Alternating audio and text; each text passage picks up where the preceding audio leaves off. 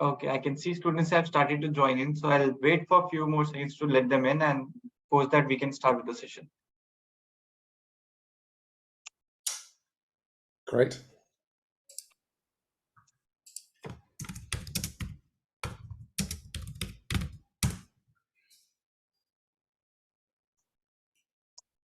Okay, so good evening, everyone. Welcome to today's webinar session brought to you by Shiksha Study Abroad and Duolingo. Well, this is an informative session on English proficiency test, and we have Mr. Ross with us, who is English proficiency trainer, and he's going to help you with all your queries regarding the test. And we have Ms. Tara also, who is a senior market development manager for India region. So before I hand it over to these guys, a small request to all the participants, please feel free to pop your questions in the Q&A box, and we will address you once we are done with the presentation. So over to you guys, Ross and Tara. Great. Thanks very much, Chandrish. Hi, everyone.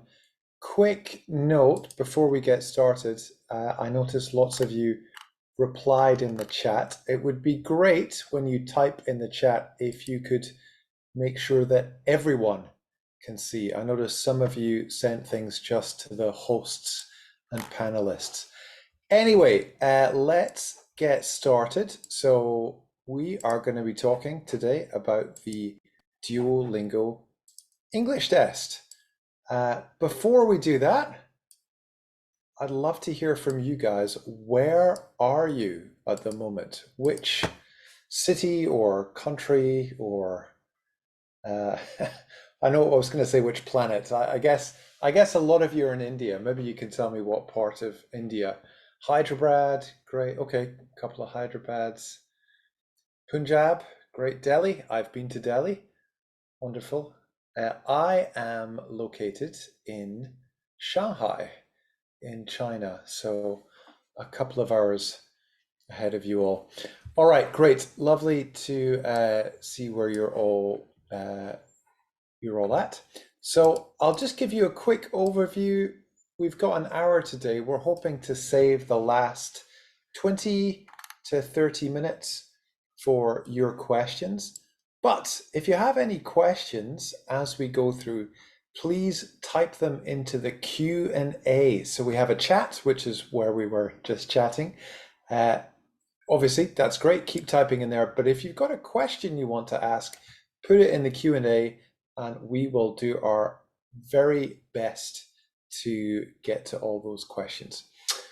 All right. So this is our overview of what we're going to talk about tonight. We're going to do a little overview of the Duolingo English test. So I'll tell you a bit about why I think the test is good, some of the questions in the test and how it compares to things like IELTS and TOEFL. And then I'll tell you some common mistakes that I find that test takers make, and I'll hopefully make sure that you guys don't make those common mistakes if you do the test in the future. And then I'll give you some of my top tips for how you can get hopefully a higher score in the test. And then at the end of that, we'll do our Q&A. Okay, but before I tell you about the test, I would love to know what you already know about the test. So I have some quiz questions here for you. Now, the answer to each question is a number, I think. Pretty sure it is. So I'm going to ask you these questions. Type your answer in the chat. Let's see who can be fastest and most accurate. So here's the first question. How many hours, roughly, does it take to complete the Duolingo English test? Okay, Navia thinks 3, quite a few 3s, but well done to, I think, Harry. Sorry, I'm just going to read out the first name there, and I'm so bad at pronouncing Indian names. Arnav. Yes, you're exactly right. It only takes 1 hour to do the test, so well done to all of you that said that. And I'll tell you a little bit more about why the test is so fast and efficient later. But that's obviously a lot shorter, a lot quicker than other similar tests like IELTS and TOEFL and PTE. Okay, here's our next question. Question 2. is, how many days do test takers need to wait before they can get their results? So how long does it take before you can get your results? All right, well done to, I think it was Arnav again. 2 days.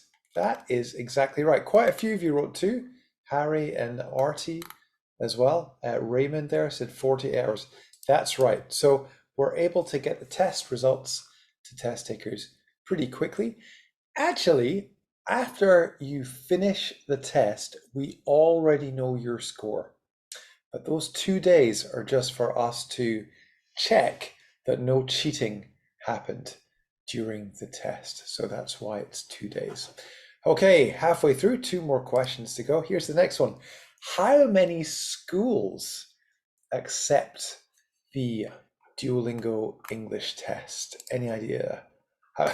All, yeah, I think we wish it was all. I'm afraid it's not quite all. Good guess. That would be nice. Well done. We had 4,000 plus. That's pretty close. 40%. I'm not sure what the overall number would be. So 4,000 is pretty close. The current number I have here is 4,500. But Tara was just telling me a few minutes ago that it's now almost 5,000. So every few months I have to update my presentations when this number changes. So at the moment it's 4,500, and we'll give you more details about those schools later. All right, next question. How many test centers are there for the Duolingo English test? How many places can you take the test around the world? Any idea? Yeah, I think a few of you have noticed that this is kind of a trick question. So yeah, my answer here is it's unlimited. So basically anywhere. So yeah, well done, Raymond. That's what I had. No limit. Anywhere where you have some peace and quiet for an hour and a good internet connection, you can take the test. Oh yes, and a computer. You need one of those as well. All right, well, thank you for indulging me in that. So let's jump in. I'm going to give you a little bit of an overview of the test. Again, any questions as we talk, just type them into the Q&A. So here we go. This is an overview of the test. I'll tell you a little bit of some of the advantages of the test, some of the schools that accept it, the sections of the test, and we'll also briefly talk about the test questions. Okay, so the Duolingo English test in a nutshell has these, I suppose you could call them features or advantages. It uses AI, right? So it uses artificial intelligence. And that means that it's got a big pool of questions. That's one thing that makes it special. Another thing is it's called a computer adaptive test. So what that means is when you do the Duolingo English test, if you get a question right, if you do something and it's correct, the test will then give you a harder question next. And if you get a lot of questions wrong, the test will give you easier and easier questions. So the test is almost responding to you as you take the test. And that means the test only lasts an hour. Why is that? Because if you do a test like, well, a traditional test, let's say, some test takers will waste a lot of time doing questions that are too difficult for them, and other people will waste time doing questions which are too easy for them. But because the Duolingo English test is computer adaptive, it's really fast because it just asks you questions, hopefully, that are about your level. And it should also mean it's less boring, right? You don't have to sit down for 3 hours. Anyway, it's also randomized, so that means that there's everyone, Tara and I could sit down and do the test in the same room now, and we could get completely different test questions. So that also makes it very difficult to cheat on the test. Okay, so this is a quick comparison of the Duolingo English test with a traditional test. So in a traditional test, you know you need to do a test, so you book a date. I don't know how easy or difficult it is to book a date at the moment. One of my friends here in Shanghai works for IELTS, and he says that the tests are booked out months in advance. And then after you've booked the test, you travel to the test center, maybe even a different city, and then you spend basically a whole day doing tests. But the Duolingo English test, completely different to that. You know you need to do a test, but you can choose the day and the time you do the test. You don't need to book it. So you can literally wake up in the morning and think, I feel quite good today. Wait till you've had your cup of coffee and then take the test. You can basically do it anywhere where you've got an internet and computer access, and it only takes 1 hour to finish the test. So really different, and we feel more efficient test experience than a traditional test. All right, so I've got another few questions for you here. I've got a comparison between TOEFL, IELTS, and the Duolingo English test. So, does anyone know? TOEFL costs around $200. IELTS is around $215. How much does the Duolingo English test cost? Do you know? Take a wild guess. How much is the Duolingo English test? Good guess, $49, a few of you have said. Actually, it's slightly more expensive than that. I think we put up the price, so well done, Jayadip. It is indeed $59. We said earlier, for the Duolingo English test, there is an unlimited number of test locations. We also said it only takes 1 hour to take the test. We also said earlier it only takes, or you can get the results very quickly after 2 days. Final question for you here. For sharing the results, now TOEFL, you can share your results with 5 schools. IELTS, you can share your results with 4 schools. How many schools can you share your Duolingo English test results with? Well done. Yeah, it's unlimited. Oh, yes, you could share them with all 4,500 schools if you really wanted to. Yes. So I can see there someone's asking about tips. If you have a question like that, pop them in the chat, and I promise we will do our best to get to those at the end. All right, let me briefly tell you about the accepting institutions. We said earlier, at the moment it's 4,500. When I first started working with Duolingo in 2021, it was quite a lot lower, 3,500. You can see there was a huge jump when COVID happened, but you can also see that the numbers have been increasing ever since then. And even right now, yeah, it's gone up in the last few months. Okay, as I say, if you've got a question, type it in the Q&A, and I promise we'll get to them. I think Tara's furiously typing answers, or I'll answer them at the end. All right, a bit more about the places that accept the Duolingo English test. These are some leading universities across the world that accept it. You probably recognize some of these: Notre Dame, Yale, Stanford, Duke, lots of famous universities. Maybe you can tell me if you see a university that you're planning on applying to here. Also, I wanted to focus on the United States for a moment. So at the moment, of the top 104 schools in the US, 99 of them accept the Duolingo English test. So that is quite a lot.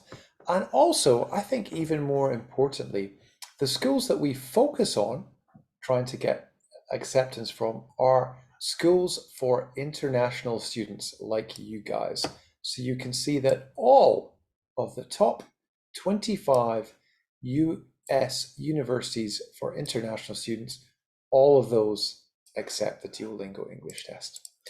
And briefly, to talk about Canada, we have 330 programs there that accept the test, including 12 of the top 15 schools and 10 of the top 10 universities by international student enrollment. So just like the US, we really focus on the schools that international students want to go to. Great, and nice to see where some of you want to go to. I hear Colorado is very nice, although I've never been. All right, let me tell you briefly about the test and how it works. So the test At the beginning, we do onboarding, and I'll talk a little bit more about this later, but it's really important that you pay attention to this bit because this is where we tell you the rules of the test. Now, if you do a traditional test, you travel to a test center and there's someone else is responsible for making sure you don't break the rules. But for our test, it's different. You have this convenience of taking the test at home, so you also have the responsibility of making sure you don't break the rules. So that's some of what we do in onboarding, and we also take your photo and check your ID card. Yeah, so maybe Tara can type in the box and tell us what ID cards are accepted for India. I know what it is for China, but not for India. Anyway, after you've done that, we have the main computer adaptive part of the test. So this is the main bit of the exam. You'll get asked lots of different questions about listening, speaking, reading, and writing. I'll show you some of the questions later on, but in general, our questions are quite short, I think, compared to other exams. So that main section is probably about 45 minutes or so. And then after that, we have what's called a speaking sample and a writing sample. Now, what are those? These are parts of the test which count towards your score on the test, but they also get sent to the university that you apply to. So the speaking sample, there's a video, and the school that you apply to will be able to watch the video to get to know you a little bit better. So dress appropriately. And also there's a writing sample where you have 5 minutes to answer a question. And that's also a chance for them to get to know your English skills and maybe some of your ideas as well. Okay, so after that, you get a report, and this is what the report looked like. So the report has a score at the top, and it has some what's called sub-scores underneath. So if you take a test like IELTS or TOEFL, you'll have listening, speaking, reading, and writing. Ours are a little bit different. We have literacy, so that's your ability to read and write. Conversation, so that's listening and speaking. Comprehension, which is reading and listening. And production, which is writing and speaking. Okay, so those are all part of the test. And obviously, as someone has asked here, you can, of course, use this just as you would use an IELTS exam or an IELTS score. But you need to check with the university that you're looking at applying to. All right, so next I wanted to show you very quickly some of the different questions that we have in the test. So I'm going to start off with listening. So you can see here a couple of our listening questions. The one on the left is a dictation. It's called listen and type. So you hear some audio and you need to type the answer here. The listening in our test, they're pretty short. I think the longest audio you will hear will be 30 seconds or maybe less. And a lot of it, especially this question, the interactive listening, is focused on conversations at a university. So I'm going to show you a tiny example of this question. So on this question, called interactive listening, you kind of have almost like a little conversation with someone. So the question starts off by telling you some background. So here you can say, you're going to take part in a conversation, right? Here is some background. So I'll read this one for you. For this question, it says, you are considering taking a year off between high school and university, and you're discussing it with your friend. Your friend thinks it's a great idea, but you're not sure if you want to wait another year before going to university.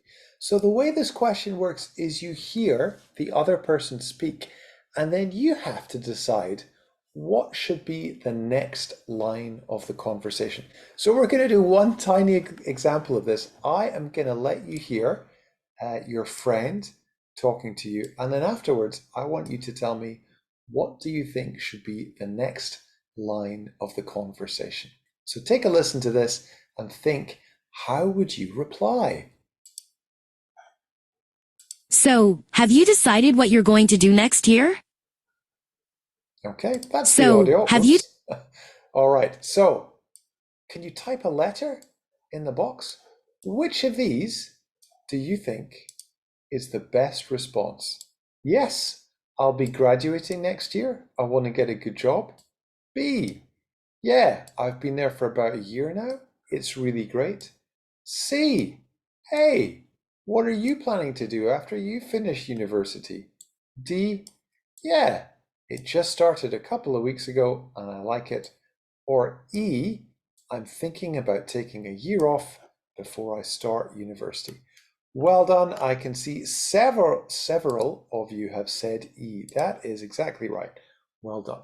So you select that and then the conversation continues. Don't worry, I'm not going to show you the rest of it, but I just wanted to give you a little taste of what that question is like. We also have reading questions in the test, of course. So our reading passages are generally quite short. The longest one is probably only around 250 words. And the longest of those is just 8 minutes. So lots of different kinds of questions, fill in the blank, title the passage, summarize, all those kind of things. So I am going to show you a tiny bit of one of these questions. This question is called Read and Complete. And we're going to do the first tiny part of this together. So in this question, you need to guess the missing words. So let's take a look. So here's the text. See if you can guess which words go in the blanks. It says here, Minneapolis is a city in Minnesota. It blank next blank St. Paul, Minnesota. Yes, I know you can't see well. It's probably quite small on your screen, but you can listen to what I say. So if you listen to the me reading it out, I'll do that again for you. So it says that Minneapolis is a city in Minnesota. It blank next blank St. Paul, Minnesota. Yes, so I can see lots of you got that. Yes, it is next to St. Paul, Minnesota. I can see there as well. Barath even jumped ahead and did the next one. So you can see how that question works as well. Okay, so that is some of our reading questions. We also have speaking questions, and our speaking questions, very similar to, I guess, IELTS and TOEFL, graded on things like pronunciation, lexis, which just means vocabulary, grammar, discourse, which is kind of how your speech is organized, fluency, right? So how quickly you speak and how much you're able to continue, and content, are you able to answer the question? And I've got 2 example questions here. So one's called Listen and Speak, where you hear a bit of audio, you can listen to it up to 3 times and then answer the question. And here is my favorite one. This one is called Speak About the Photo, where you see an image and you have 90 seconds to talk about it. So I'm going to show you this image a bit closer up. There we go. Can you see that? Hopefully you can.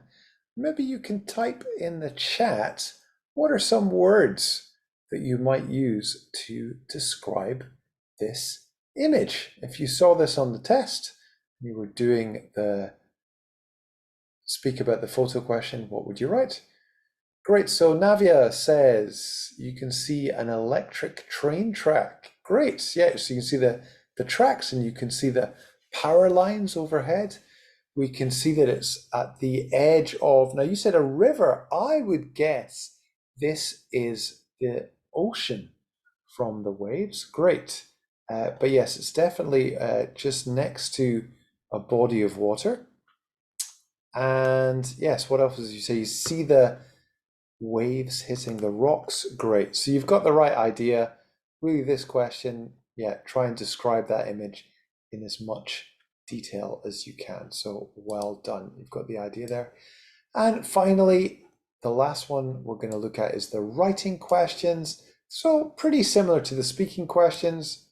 They either ask you to give your opinion about something. So here's one called read, then write. The example question here is describe a time you were surprised, what happened. But there's also other questions that are a bit more like the IELTS ones where it's asking you to agree or disagree with something. And we have another writing question called write about the photo, where you see an image and you have just a few seconds to write about it. Okay, so don't worry, I won't get you to describe that photo as well. One is enough. And here is a quick comparison of the Duolingo English test with IELTS and TOEFL. So you can see here that our listening section in total, pretty short, 10 to 15 minutes, and you compare that to IELTS, 30 to 40 minutes, or TOEFL, up to an hour and a half, a long time to spend listening. Our reading section a bit longer, maybe up to about 40 minutes, right? Again, quite similar to IELTS, a bit shorter than TOEFL. But our speaking section, again, quite shorter than the other two, but more efficient. 7 to 9 minutes. And then you can also see our writing. In total in the test, you just need to spend a maximum of 16 minutes writing. Compare that to IELTS, where you have to write for a full hour, or TOEFL, 50 minutes. So quite a big difference there. Okay, so that was the overview of the test. Next, I'm going to briefly talk about some common mistakes that test takers make before giving you some of my top tips for getting a higher score. So basically, we've got 4 common problems here. We'll go through them one by one. But first, just a word of caution. Because you do the test at home, you have the responsibility to make sure that you don't break the rules. So read the rules carefully before you start the test. And also, there are some times when people do the test and something goes wrong. For example, maybe their internet cuts out. If something like that happens, usually people can retake the test for free. Okay, but I think there's a limited number of times you can do that, maybe up to 2 free retakes, I think. But yeah, don't worry if there's a problem with your internet and it crashes out.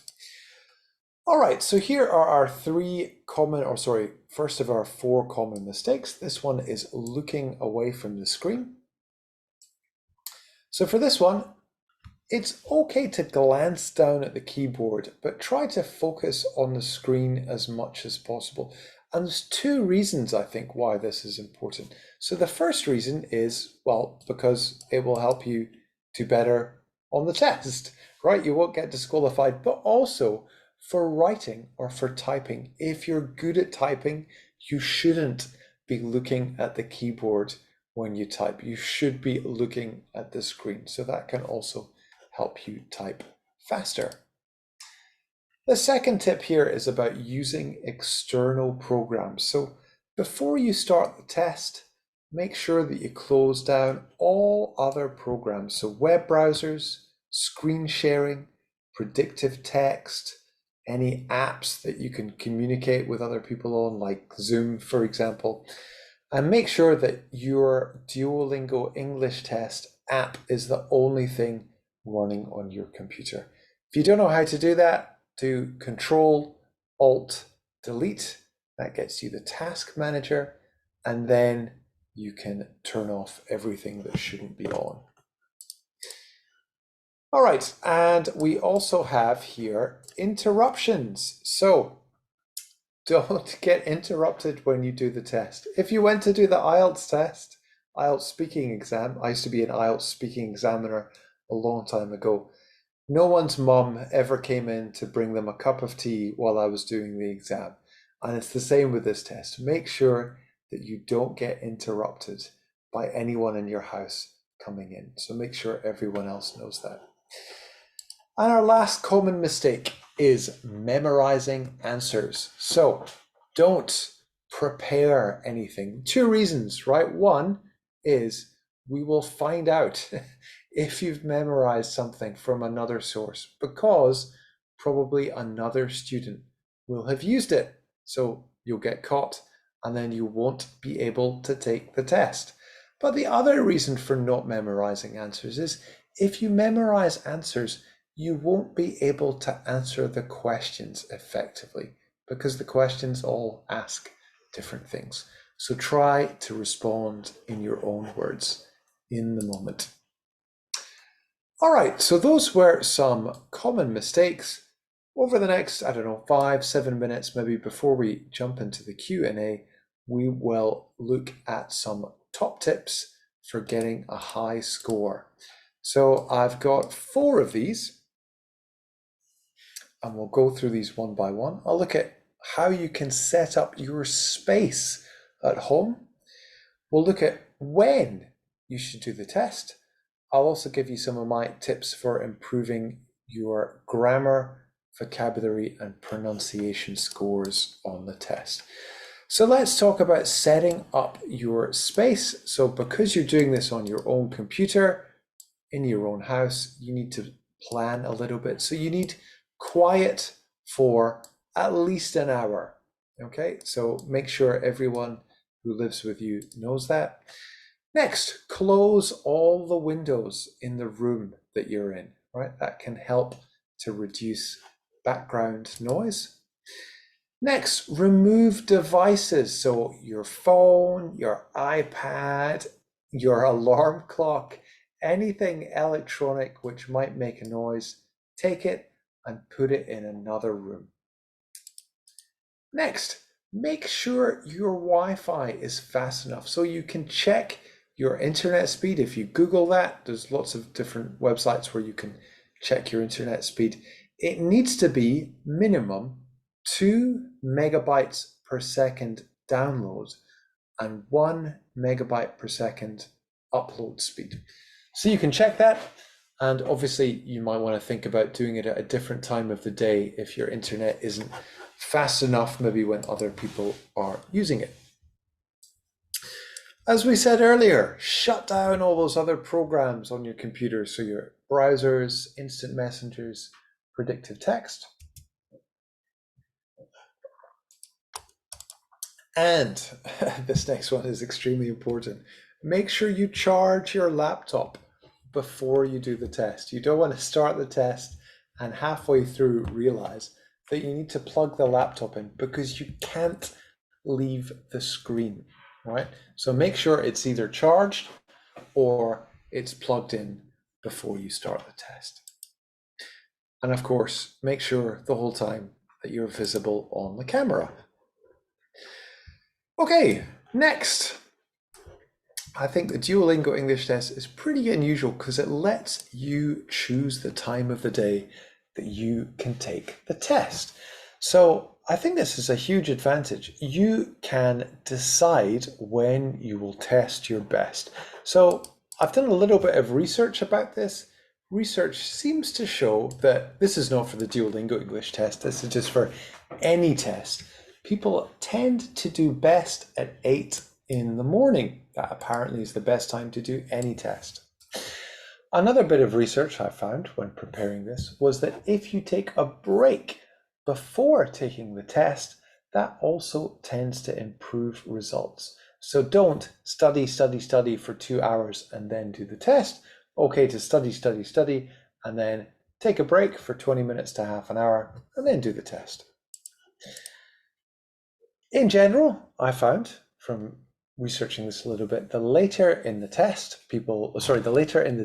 people do a test, usually the lower scores. But I would also say Duolingo English tests gives you the choice. So you can think about when in the day do you feel most alert? Are you a morning person or an evening person? What's the best time of the day for you? So that's something else that you can do to boost your score. All right, next, a little bit about proving your scores for grammar. So for writing questions, they get graded on grammar and some other things as well. And for these questions, my tip is, so most of our writing questions, you have 5 minutes to type your answer. So my tip is leave 30 seconds to a minute at the end to proofread your answer. If you're anything like me, you'll have made some spelling mistakes in there, maybe repeated some words. So leave a little bit of time to check that over.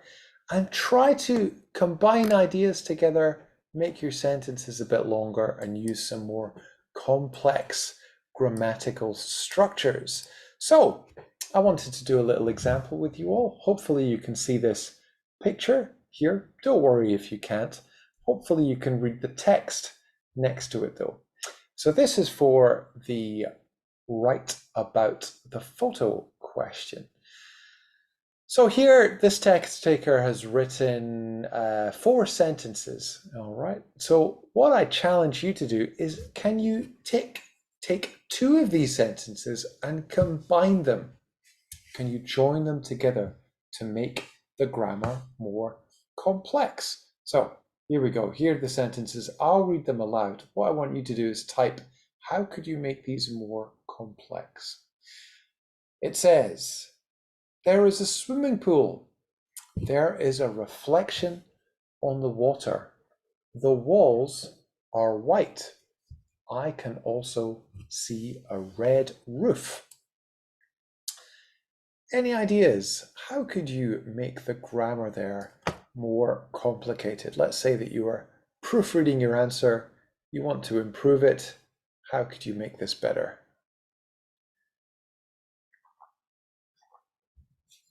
All right, wonderful. So Manya has said there is a reflection in the swimming pool of the white walls and the red roof. Fantastic. Wow, you got everything into one sentence.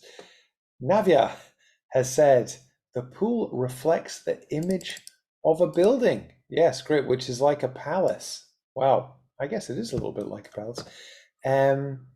Samvik says there is a swimming pool in which we can see the reflection of the surrounding building. Great. You all get the idea. Here was my example, maybe not as good as yours. So I wrote, the swimming pool has a reflection on the water. Behind the white walls is a red roof. So again, it's not like you have to use a super long sentence, but you want to try and use a variety of grammar. Okay, so that was my little grammar tip. Next, I wanted to share with you, don't worry, we won't go on for too much longer, another 2 or 3 minutes. This is for my tips for improving your vocabulary scores. So what I would say here is avoid repeating yourself. So in your time to reread an answer, check to see if you repeated any words, and if you did, replace them. My next tip is try to use some less common vocabulary, but make sure that you use it correctly. And for our speaking questions, most of our speaking questions, you get 20 seconds before you need to start talking. So use that 20 seconds to plan. So I'm going to show you another example here. What I want you to do is tell me, how could we replace some of these repeated words? Okay, so this is an answer to the question I showed you earlier. So the question was, describe a time you were surprised. What happened? So this test taker has written, this happened last summer. In the summer, it is very hot. Because it was hot, I took a taxi to school each day. One day, when I was waiting for a taxi, a man approached me.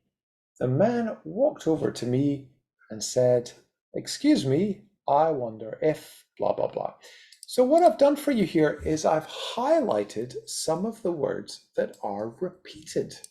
I wonder, could you take a second and maybe tell us, how could you change some of these repeated words? Any synonyms you can think of, or ways of avoiding repeating these words, like hot, taxi, day, man?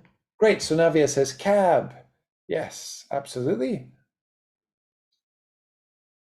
Yes, okay, so you could combine them. A warm day. Instead, you could say an Uber. instead of a taxi? Absolutely. Great. I'll just show you how I would change this. So I would have said, yes, instead of because it was hot, I might just say because of the heat. And I took a taxi to school each day. And then instead of saying one day, I might just say one morning when I was waiting for a cab, a man approached me. And instead of saying, yes, the man said to me, I would just say, he said to me. All right, so you see, it doesn't always have to be very complicated, but that's another way that you can improve your scores for this part of the test. Okay, so that really is just about it. I'm going to share with you, before we go over to the questions here, some of our test readiness resources. So our official ones, if you want to get to know more about the test, then go over to this webpage, englishtest.duolingo.com/readiness, and you can get a lot of free content here to help you prepare. On that page, you can find our 15-minute practice test. So this is, I really think this is such a great resource. You can see what the test is like. It just takes 15 minutes, but it's kind of similar to the real test. And at the end of it, it will give you a very, very rough estimate for your score. But I think that's a very, I guarantee at the end of the 15 minutes, you'll know a lot more about the test than you did at the start. We also have our test readiness guide. So, or I think it's called here, our official guide for test takers. So this tells you all about the test. Basically, everything I told you today is in here. It's also got details of every question that's in the test, examples of what those questions look like, etc. So if you want to find out more specifics, then check that out. And we also have a YouTube channel. So the YouTube channel's got lots of videos. We've got videos that whenever there's a new question, you can find out about that. That'll be one of the first places. This is also another video about specific questions. And this video here, that's where I took all my information about the common mistakes from. So that's also a great place to find out more about the test. Okay, so I'm gonna stop talking briefly. I wonder, it looks like Tara's been so efficient with the questions that she's answered all of them. But if anyone has any other questions, this is your chance. Type them in the chat and we'll do our best to answer them. Exactly. And first of all, thank you so much, Ross, for this interesting session and this interactive session with the students. And yes, guys, we are up for the questions. So you can always pop in your question in the Q&A box and use the raise hand button if you wish to talk to Ross and Tara on one-on-one basis. So go ahead and start with your questions. So Ross, we got a first question by Navya. What is the average score considered to be good in Duolingo? Yeah, good question. I'm probably difficult to say what's good. I would guess, maybe Tara, you can correct me if I'm wrong, that around 130, something like that, I think is kind of similar to IELTS. Tara can correct me if I'm wrong there, but I think around that. Between 100 to 130. But it's important to just cross-check what score the school that you're applying to is accepting. And I have shared in the chat, I'll put it in the main chat window as well, how you can compare the scores to just, cross-check and make sure you understand what score you're aiming for based on, some of the other tests out there. Thanks, Tara. That's a much better answer than my one. So I can see here, Juan has asked, is there any big difference between the 15-minute test and the 30-minute test? Well, first thing is there's no 30-minute test. There's a 15-minute test and there's the full 1-hour test. So, but yes, there is a big difference between the real test and the practice test. So the practice test, at the end of it, you can't use that to get into a university. That's just a free thing to get a feel for what the test is like. Yeah, so that's that. Samvig says, do Ivy League universities accept the test, and what is the price? So yes, they do. I will jump to that slide in just a moment, but first of all, I'll also answer the question about the price, which is $59. But I'll also share with you this page. So these are actually, I'm not sure if these are Ivy League universities, but some of these I think are Ivy League universities. I'm pretty sure Stanford and Yale are Ivy League universities. I don't know if it's all of them, but definitely some of them too. But again, just to repeat what Tara said, if there's a school specifically that you want to apply to, then go to their admissions page and find out exactly what it is that they accept, what score. Got another question here about how the test compares to IELTS. So that's a good question. Let me try and jump to my slide about IELTS. Let's see, can I find it? I'm looking at multiple screens at the same time here, but let's see, slide 26. There we go. So that's kind of some things about how the Duolingo English test compares to IELTS. You can see there the sort of timings for the different questions. Our listening questions are really quite different to the IELTS ones. IELTS ones, I think you listen to a monologue and a conversation. Ours, it's more you take part in a conversation. Our reading questions, I think our interactive reading is maybe a little bit more similar to some of the IELTS reading questions. But I think the speaking and the writing are quite similar, right? So we've got a lot of our questions really, I think, are kind of similar to the long turn. When you can speak for the long turn in IELTS, it's up to 2 minutes. For us, it's usually 90 seconds, a minute and a half. And I think our writing questions are kind of similar to the ones for IELTS, but they're much, much shorter, or at least to the IELTS writing task 2. They're kind of similar to that, but the time is a lot shorter. Okay, back to these questions. Does the University of Colorado Boulder accept Duolingo? I have no idea. So you'll have to go onto their website or ours to get an answer for that.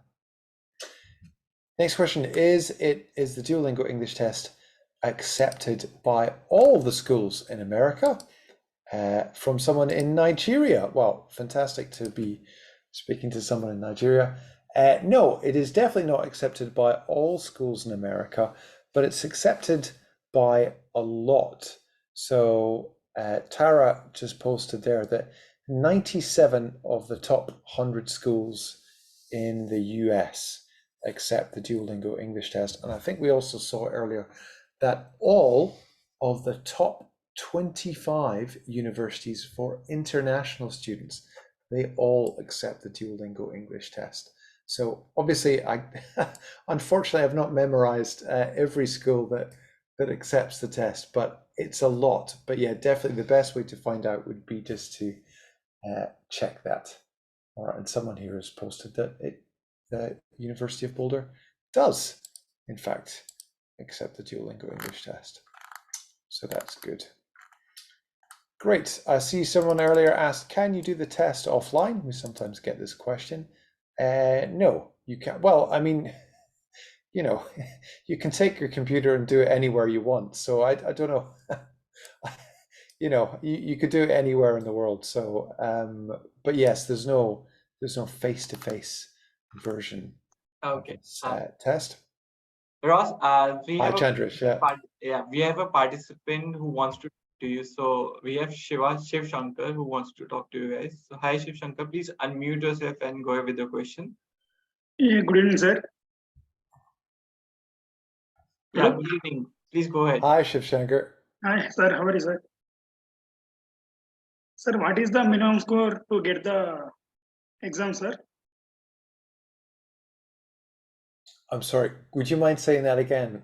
What is the Maybe minimum score, slightly sir, slower. to pass the exam, sir?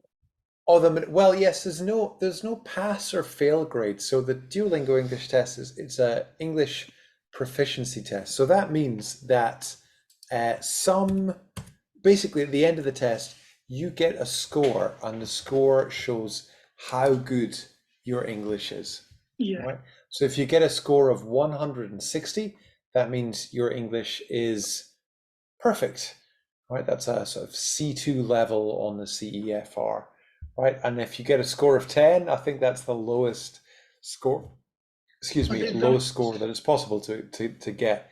And a lot of universities, they accept something like around 100, and I think Tara said earlier, between 100 and 130 usually is the kind of range for universities.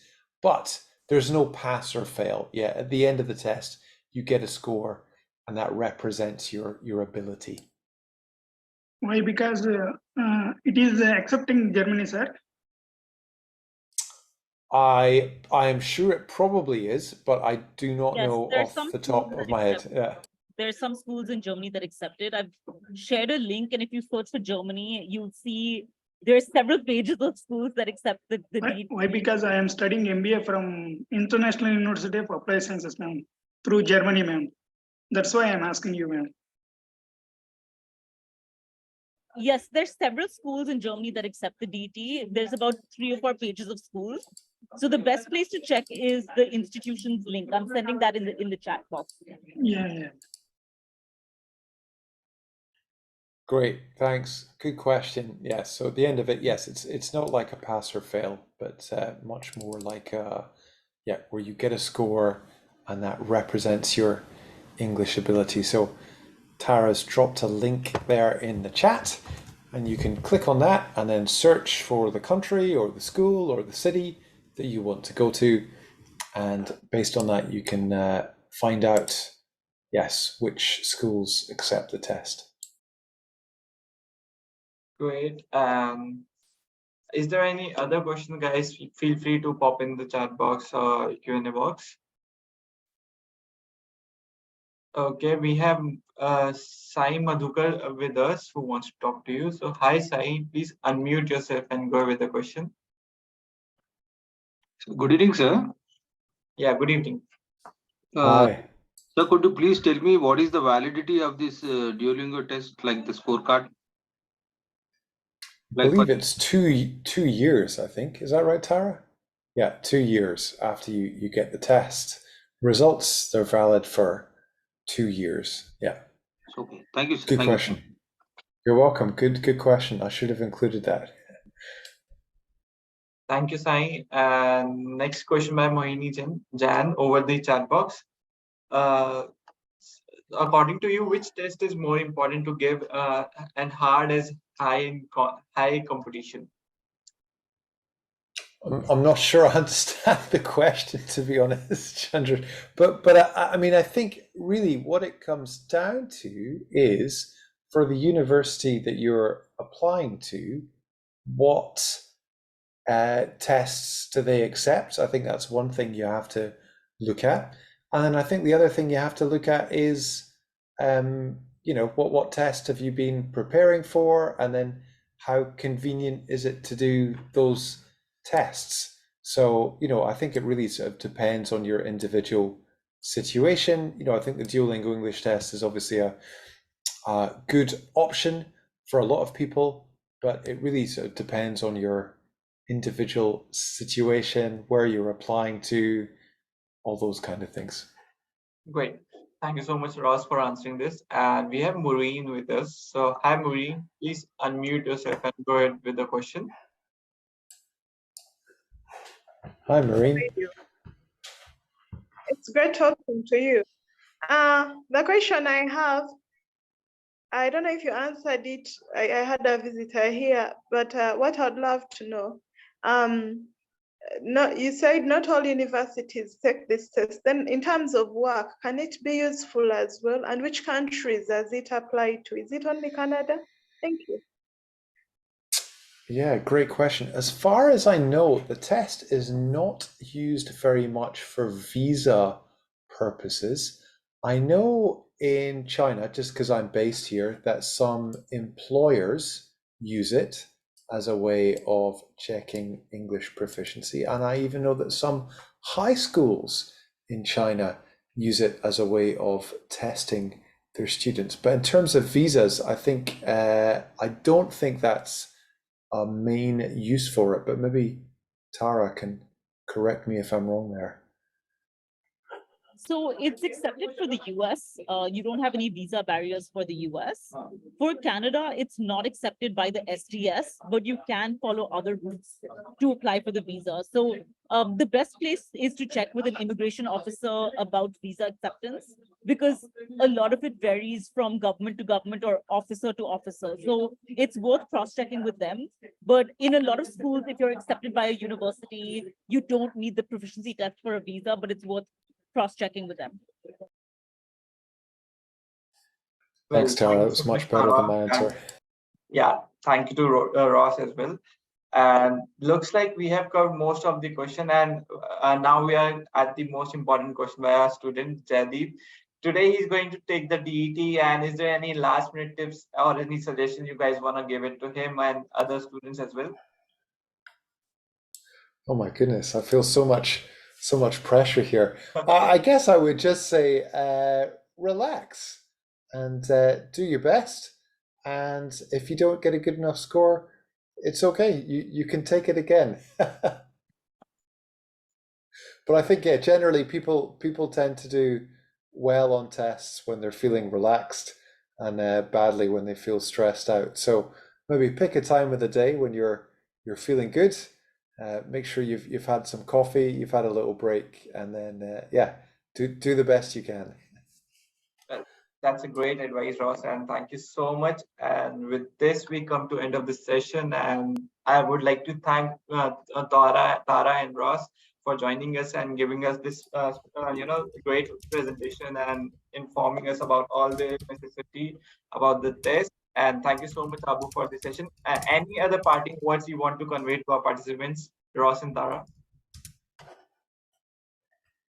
I don't know. Buy the test. That's what they do in China at the end of a webinar. Buy it now.